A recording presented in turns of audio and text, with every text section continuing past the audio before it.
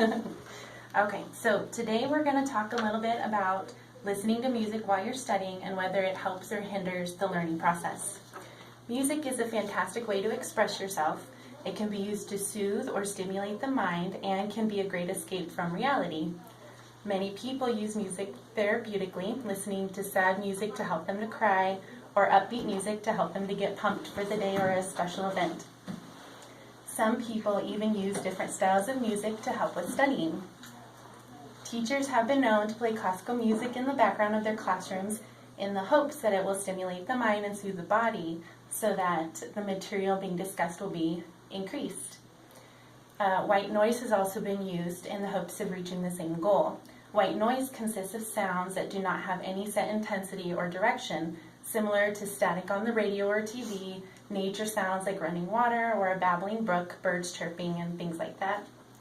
Personally, when I'm studying, I feel like I need to have absolute quiet.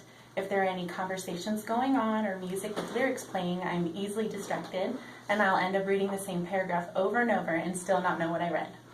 My son, on the other hand, will study or read while listening to music from his favorite movies or shows with lyrics and without, and he'll be able to hear it or still be able to study even though I can hear it through his headphones.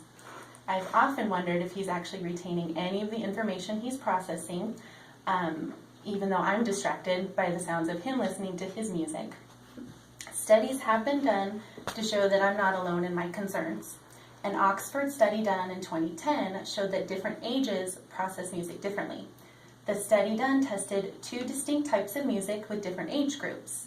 They used music with lyrics and music without, and a control group among all different age groups.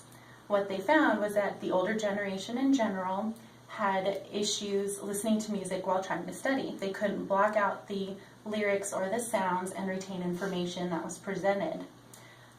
The younger generation actually had the reverse, so they used the music to block out the sounds, and it actually helped them to retain more information while listening to music.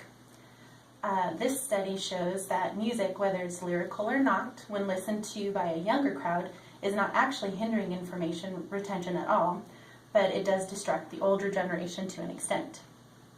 Another study done in 2010 took 600 students and divided them into 3 age groups. They had them perform different tasks while listening to music, and some with no music, and their performance was recorded. They did take into consideration that music is very important to the teenage years, with listening time increasing to a little over 3 hours a day as a way to relieve emotions and express themselves. They also noted that music played in the background is almost everywhere nowadays, in elevators, in the malls, on the radio while driving, and in the background at a doctor's office. They had the groups perform tasks while listening to a variety show, a musical, and silence, and found that reading retention increased with background music playing. During the test taking, there were no significant differences noted in the musical variety.